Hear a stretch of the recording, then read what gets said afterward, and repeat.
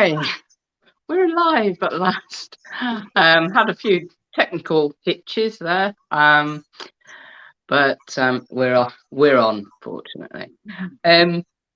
Welcome to another live conversation. For those who've not come to these before, I'm Yoni Joe, and I'm an adopter and an adopted person, and I'm also a social worker of 30 years standing, working with children and young people in care. And we're going to talk about neurobiology and pregnancy. And Keeley will give us lots of explanations about that. And introduce yourself, Keeley, if you would. Thanks. Hi, folks. Yeah, my challenge tonight is to teach about a bit of neurobiology, a bit about parental representations in birth and the impact on the infant. But actually, my real challenge is is to try and keep you all awake and kind of sat listening to us instead of having a gin and tonic in the garden if you've got nice weather. So I'll try my best. I'll try and make it light. But yeah, if you haven't met me before, my name's Keeley. I have been a therapist for nearly 14 years. A lot of my work has been working with children as a play therapist. I've recently just tried to move more into maternal mental health, setting up a counselling service for mums who are pregnant or struggling in the postnatal period. And I want to kind of like explore more into infant mental health as well. So, actually this chat tonight, it kind of like ticks quite a lot of boxes for me because it's about infant mental health. It's about neuroscience, which I'm nowhere, there's still a lot to learn, but I'm always really fascinated by it. And I'm going to use a bit of a gardening analogy as well, which is like one of my hobbies. So mine too. Boxes tonight. So. So I know little bits about it, but it's a really wide subject, isn't it? So what are you going to particularly cover, do you think? Yeah, it's massive. So what I want, the way I started like kind of thinking about this talk, thinking I could maybe fit more in than I could, and then as I went on, I thought actually this is big, and this is going to take 2 sessions. So tonight I'm going to look at the ways of how during pregnancy, for a biological mom, how all that kind of brain is changing. But actually there's a lot of research too that shows that there's impacts on dads. What's interesting, because I found a lot of these conversations, it's very like heteronormative and it's very like biological parent biased, but actually near the end I did actually find a little bit about like neurobiological impacts on foster carers as well. Oh, that's interesting. I think because neuroscience is still quite it's a discipline that's still quite in its infancy really, but it just grows. It's grown at such a rapid rate, and people are like, well, what about that? And so I do think there'll be more kind of research coming out around these kind of areas, thinking about the impacts and the changes that occur for foster and adoptive parents as well, which is good. And we're just going to think a little bit about, often they're called maternal representations, but actually I think parental representations is probably fairer. And just thinking a little bit about the impact on the infant. And then another day, we'll look at maybe like antenatal depression and the impact on the unborn baby, and then when the baby is born, and intergenerational and relational trauma and how that impacts on parenting. Because I think it's like, I'm aware that probably a lot of people listening tonight, hopefully, will be foster and adoptive parents who are looking at, our audience really is non-biological parents. But I still think this is really important to know because it gives you maybe a context and an understanding of, what was happening with the children in your care before they came into your care. And it maybe just gives a few more pieces of the jigsaw for you. So for somebody who doesn't who's just wanting to understand, what would you say is oh, my phone's overheating. I'm hoping that I will survive. Oh. Oh, we seem to have lost Johnny. Okay, I'll keep going just for now until hopefully Johnny can come back. I'm not sure what question Johnny was going to ask, but I'll just keep going by just saying that when I think of these three areas, the neurobiology of pregnancy, so how the brain is reshaped and restructured during pregnancy or becoming a new parent, the parental representations of the baby and the impact of the infant, I think of them collectively, and I think almost like in a metaphor of like a tree, such as an oak tree, for example. So tonight what I was trying to think of is like some of the factors that impact on the health of the parent, or in this analogy, the tree, and the subsequent effects on the infant, which would be the acorns. So I'll look at the neurobiological changes first that occur in parents, and that kind of starts before, but also after the baby is born. And then we'll look at maternal or parental representations, and then I'll look at the impact of the parents' past experiences on their so how that kind of affects the perceptions of their baby before and after the birth. And I'll look a little bit also at the impact this has on their caregiving style, and then the infant's development. And the parent's caregiving style very much kind of impacts on the attachment style that the infant will develop.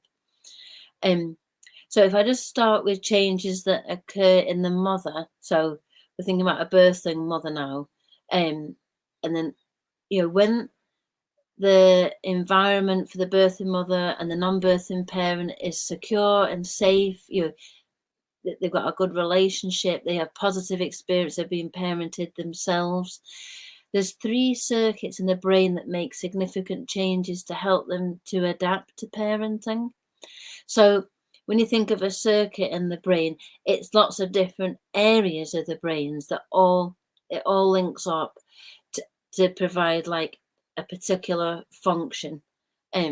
So the first one is called the reward circuit. So, there's lots of different parts of the brain, and they have little pathways to each other, but also there's lots of kind of hormones affecting what happens with the brain, and that impacts on our behavior and what our body does in terms of like physical development, emotional, mental development too.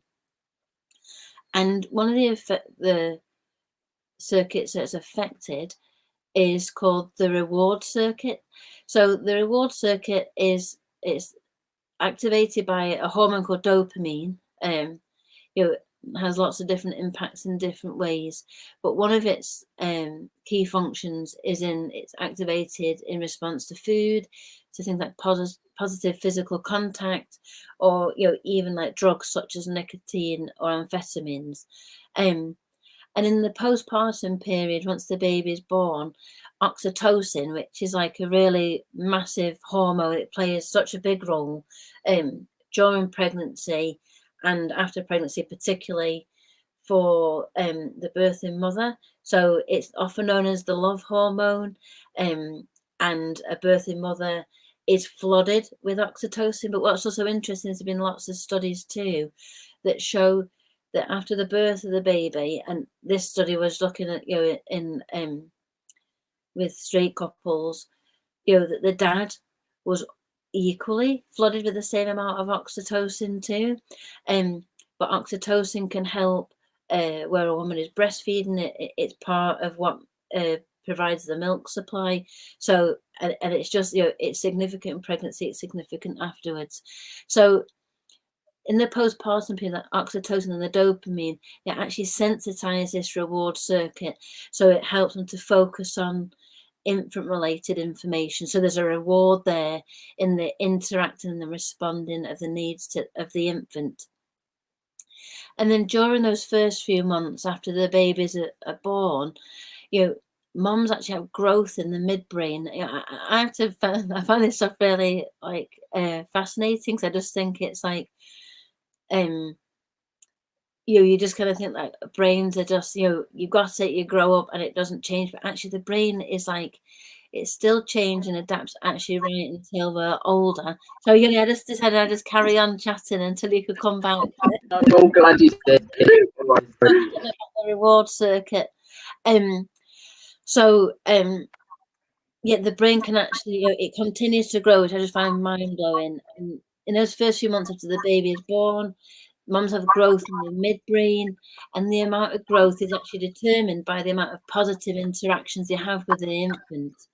And non-birth parents also showed structural growth in the reward circuit too. And when that happens, when there's an increased activation in this area, so they keep having those positive kind of responses, and actually what it does is it's then linked more to sensitive and caring behaviours towards the baby.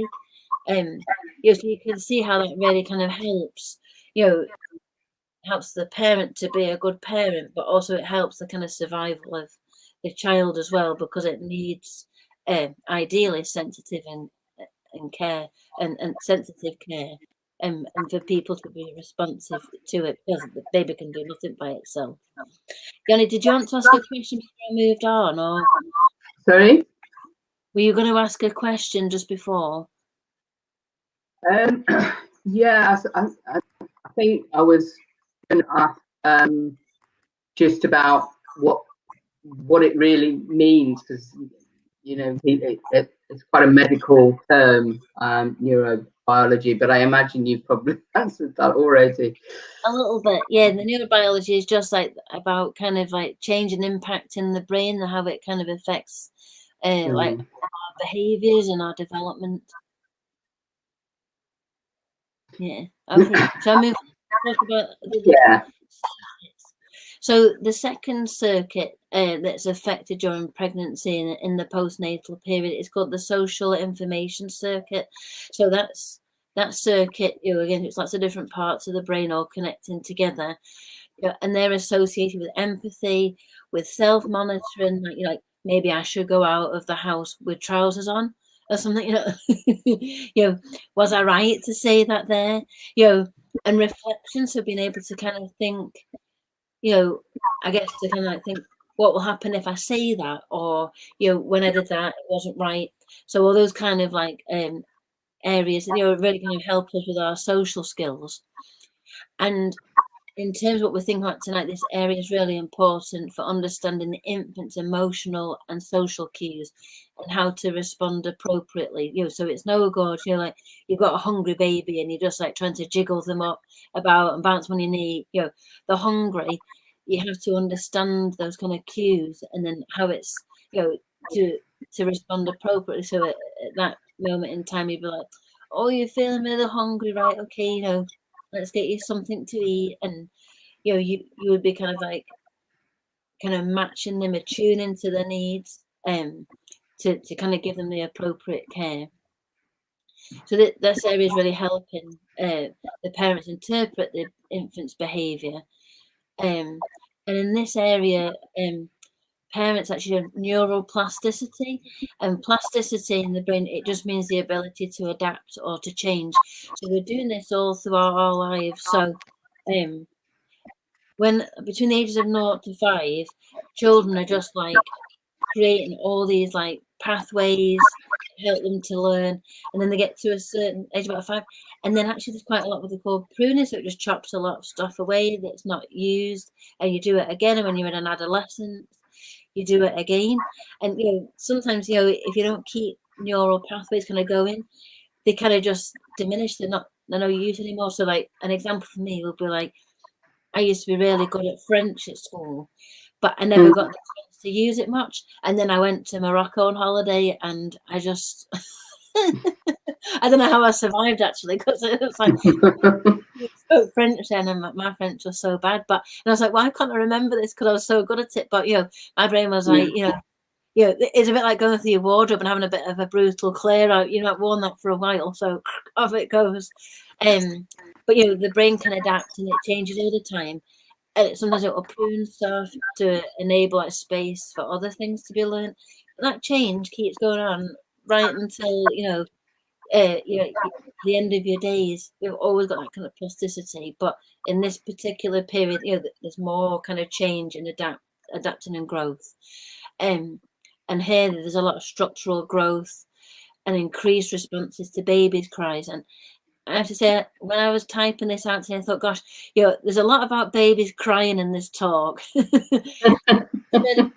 research, what they're using babies' cries and stuff, because it's kind of it's shaping the caregiver's style. It gives an understanding of that, but also when you think of attachment, it's all about how the style a child develops is all about how they're met in times of stress. And for a baby, stress can be when you're a baby. It's like, my nappy's dirty, I'm hungry, I'm tired, I need a cuddle.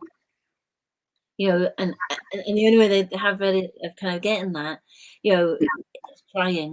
And there's other cues like when they're hungry and stuff, but generally that's why they're looking at crying, because it's like, well, that's the stress indicator for them. And then the third circuit is called the emotional regulation circuit. So again, there's a part of your brain called the amygdala, and what that amygdala does, it's like a security guard, and it's there kind of detecting threats in the environment. And if it's activated, it would normally set off like a fight, flight, or freeze response in you. But sometimes the problem with the amygdala, right, is that it can't differentiate a threat. So sometimes it can't tell the difference between you being chased. I mean, rare in the UK, but you're being chased by a lion, or if you've just seen a spider. If you're petrified of spiders, it will give you the same kind of response as if you're being chased by a lion, or if you're in a burning building or something. And when the amygdala is activated, it shuts down other parts of the brain, because it's like, right, guys, we're in survival mode now.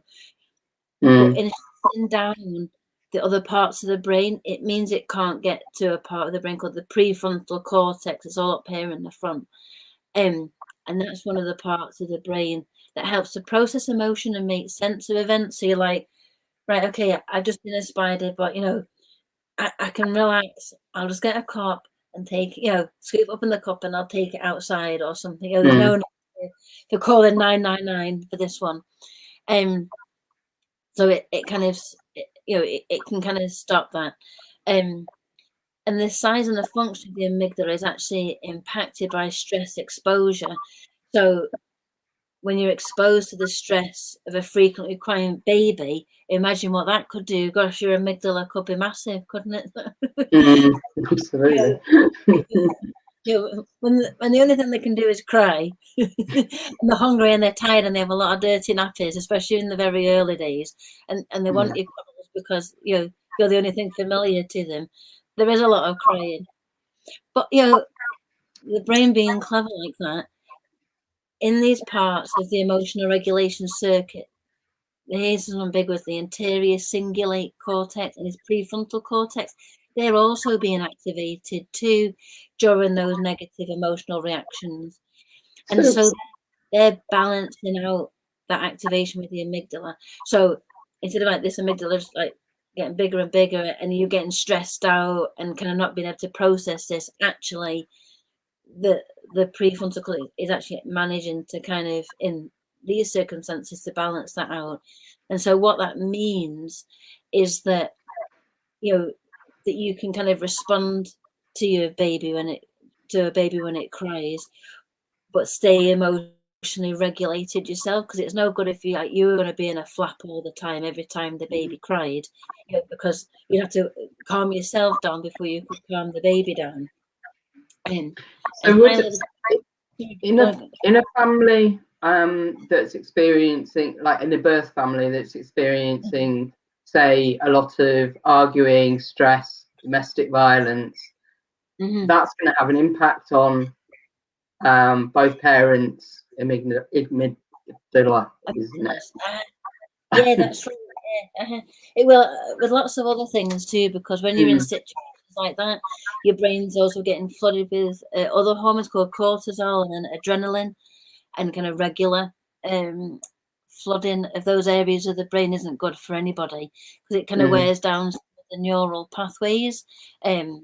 So particularly for children, that's not very good in terms of the development, because then they're finding it harder to kind of lay down those kind of tracks in the brain to kind of to learn. That's why babies are so repetitive with everything, because like every time you learn something, there's like a neural pathway. So imagine like you'll see it, like say in the park or something, where people like make a shortcut and they walk over the same piece of grass and they end up making like a pathway there.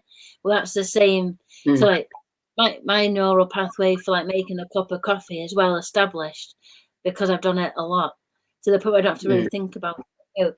And for babies, and for children, but particularly they're so repetitive as babies and toddlers, is because I'm to learn stuff and they have to keep repeating it, and then they to kind of really establish and get a depth in that neural pathway to establish learning in whatever they're learning. When there's a lot of adrenaline and cortisol, it stops that kind of those pathways from kind of deepening. Plus, the brain's in a state of stress all the time, so it can't take, it can't process a lot of stuff, because that amygdala, the security guard, is just like almost like working 24/7. So it's hard for them to kind of then kind of take all that information and process it, so they can kind of make some sense of it and emotionally process it and digest it. So that means children are very hyper vigilant, or certain things that can be activated very quickly because their amygdala is straight out of the seat, because they don't have it's okay, they see like a spider that they've never got to the point where they can think it's okay, it's just a little spider.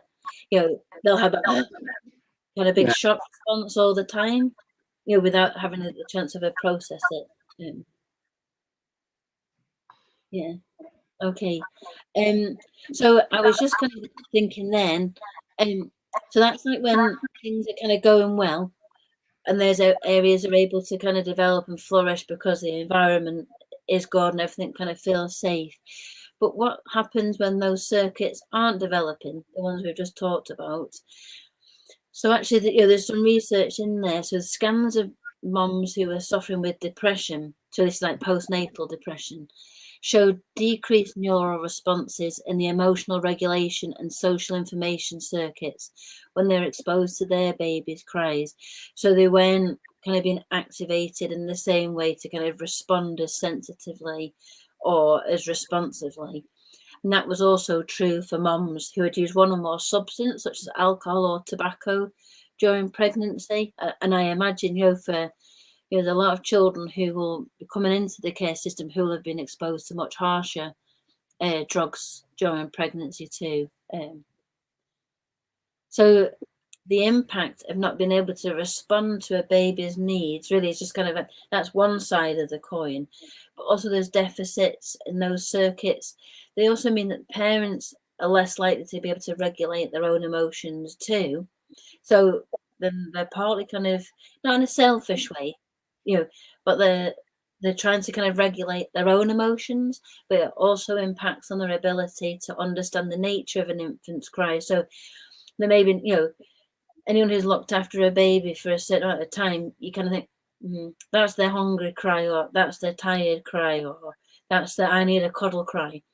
They all sound like slightly different.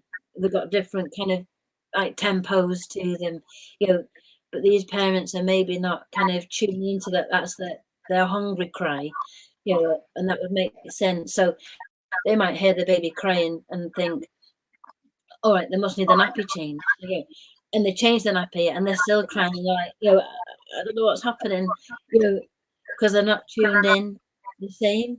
And so what happens is those difficulties compound that parenting experience and the baby's experience, because obviously the baby's still getting frustrated because you've not ticked the box that they want ticking.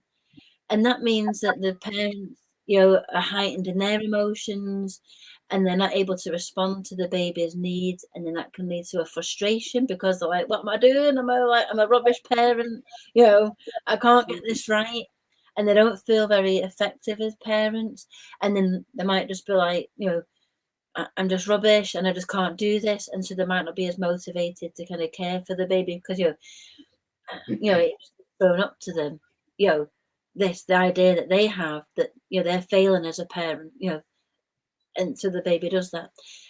And so that's what is interesting. So that's kind of like one branch, but what kind of ties in well, because I was using this analogy of a tree,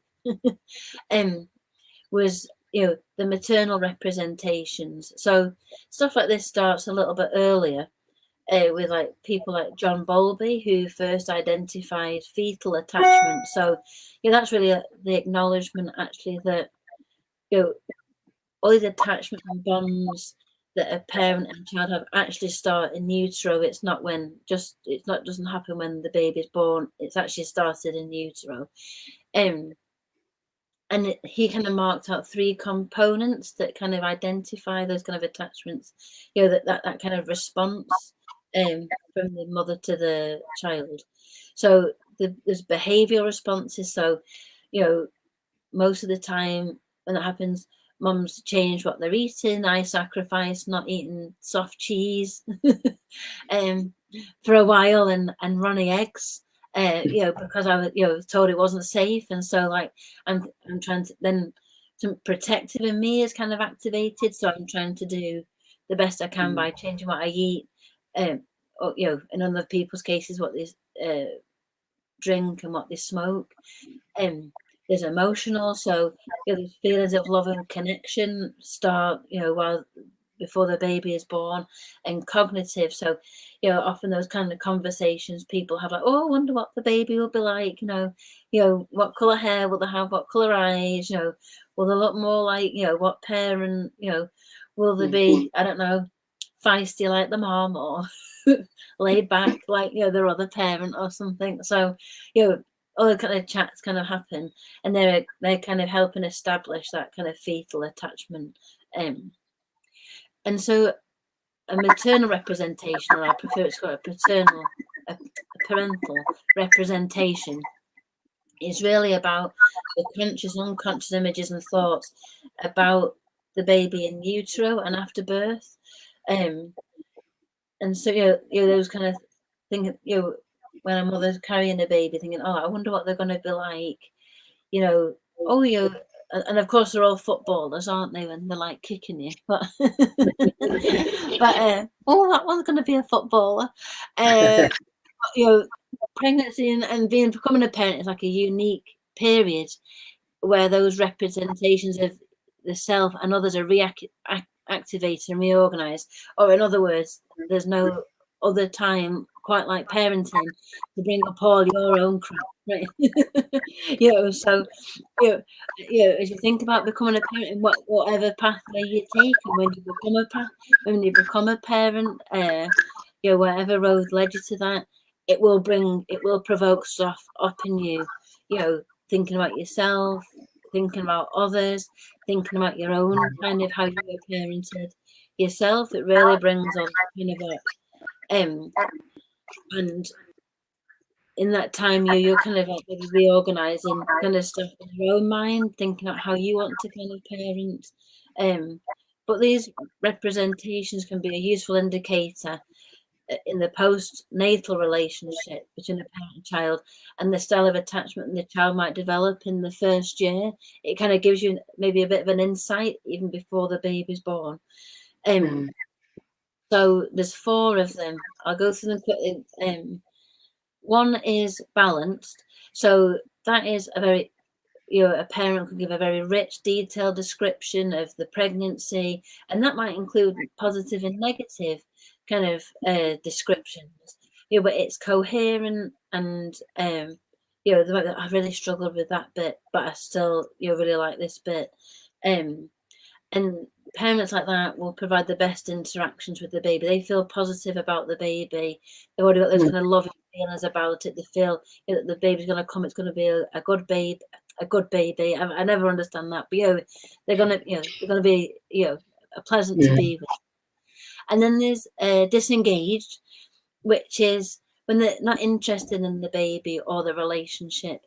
So they've got no interest in the baby's traits, you know, what they might be like, and they've actually got no interest in themselves as mothers. And I think, you know, some of this stuff, and we'll look at it another time, you know, can be quite reflective of how a parent was parented as a child. So, you know, if they've maybe like not had a lot of interest shown to them, or their emotions haven't really been validated, you know, then that can actually then show through in then how they perceive their baby. The next one is distorted, so that's quite intrusive or reactive thoughts about their own experience as a child. Sorry, I'll just go back a minute and just remember when you have the disengaged, then they can be quite controlling in their interactions with the baby. Sorry, and then distorted is quite intrusive, and they've got quite reactive thoughts about their own experience as a child. And then they often see the baby as an extension of themselves or their partner. So there can be quite a lot of hostile interactions there, and maybe an expectation here that they should be like me.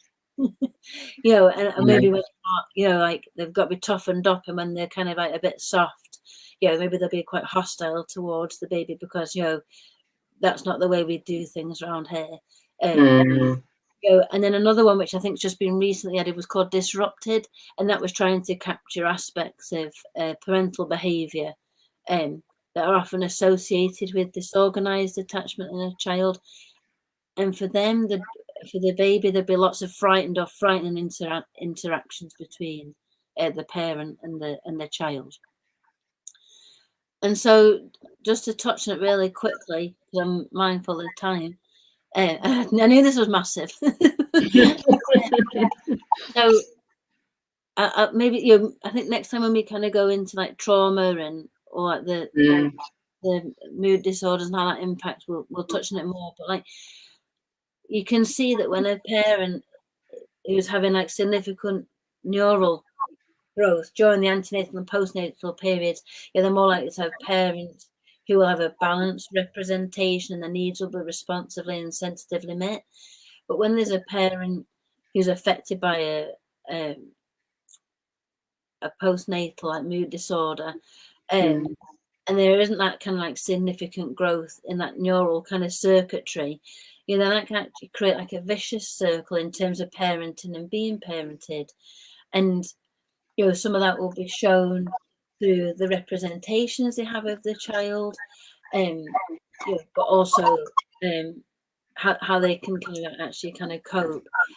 And that will impact on the care that the child receives, and therefore kind of be indicative, you know, potentially of the insecure, maybe it's an insecure attachment style for the child. So, of course, you've always got to kind of think maybe other protective factors round, and I think that's what's really interesting here, and how we can kind of think about, you know, if someone is able to foster or adopt a child very early, actually, you know, you're one of those protective factors, and you can be one of the people that like break a cycle there actually. So it's, you know, really positive. And then I actually found a piece here, and it was said, oh, has it gone now?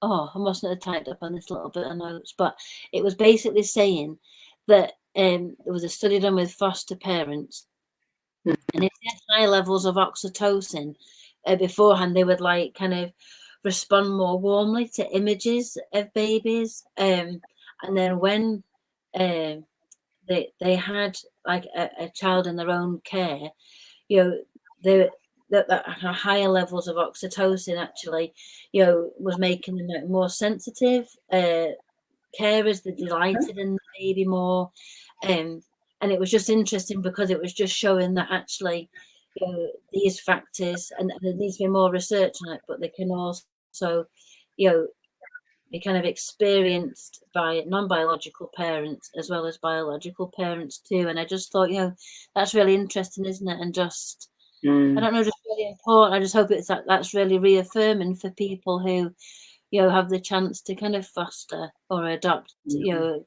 a baby or, you know, a very young child, that, you know, your representations and your kind of abilities to respond to the baby can have like a real like positive impact on the child in the future, despite what they may have kind of experienced in utero or early on. So that's it roughly in a nutshell. Is it big? I didn't drive it to a G&T in the garden, but I think it's such an important subject, and it isn't really, certainly in social care, not really talked about enough, I don't think. There's lots of reviews about how parents are, but not really having that full understanding of all the facets of behaviour and biology and history and parenting that come together to create parents, birth parents in particular, and therefore how that's going to impact on their children when they are, you know, in the event that they are removed. And I suppose giving adopters and foster carers more understanding that some of this behaviour from children is biological. It's not because they're being naughty, or it's not because they're being difficult. It's because they're reacting to things that are happening physiologically and emotionally. And so, you know, if you start the interactions with that point of view and understanding, then it's much easier to deal with the challenges, isn't it? Because you know it's not because of you, and it's not because you're doing something wrong. It's because of where the child is coming from. And if we can give people the tools to sort of enable them to adapt how they respond, then it's got to be better. Yeah, absolutely. And it's like, you know, children only know what they know. So, you know, if that's the environment they've been in, that's all they'll kind of know. But I just think that's also, it's where neuroscience is really flourishing and connecting a lot of the dots. So like stuff like, it would have been called maternal representations, because back when Bowlby was working, when he caught people like that, they were only looking at mums, you know, because all women did then was like look after children and make apple pie. So it was always about like the mother, you know.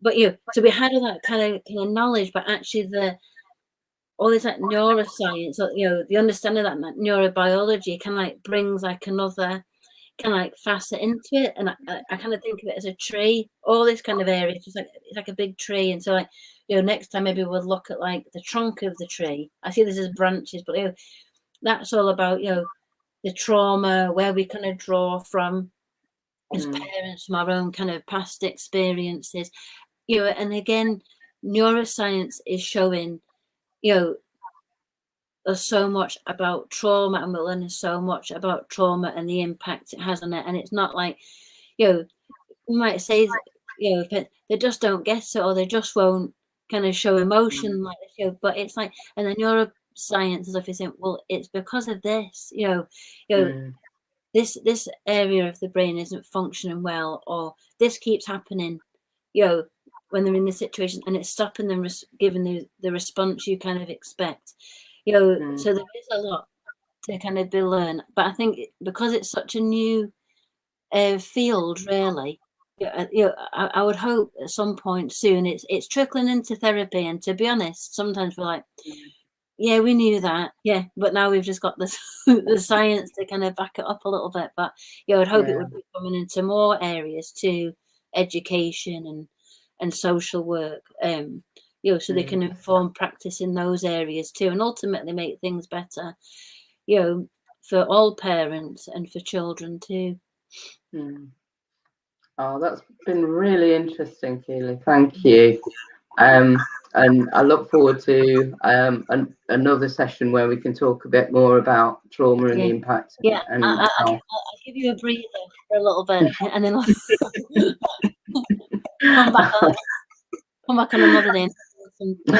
Definitely. So thank you so much for that. And we'll talk again. So thank you. And I hope people have found it really useful. I certainly found it really interesting. So thank you. All right. Take care, everybody. Take care. Bye-bye. Bye.